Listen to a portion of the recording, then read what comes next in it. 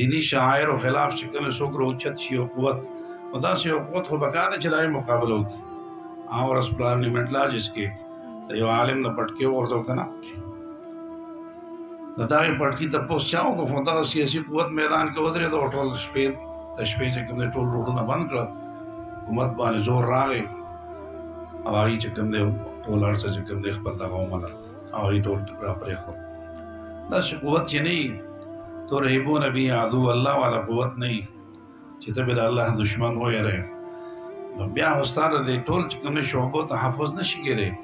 جماعت به محفوظ نہیں، مدرسہ به محفوظ نہیں، پٹکے به محفوظ نہیں، گیرہ به محفوظ نہیں، ختم نبوت دفعہ و محفوظ نہیں، ناموس رسالت دفعہ و محفوظ نہیں، ناموس صحابہ دفعہ دائے حفاظت بنے دائے دا پارا یو قوت چکم دے پکار دے. قوت سیاسی قوت وطوے کہ ہر سا وطوے دا علماء ڈالا وطوے کہ جمعیت علماء اسلام وطوے کہ ہر سا وطوے خو یو قوت خامخادا سے پکار دے.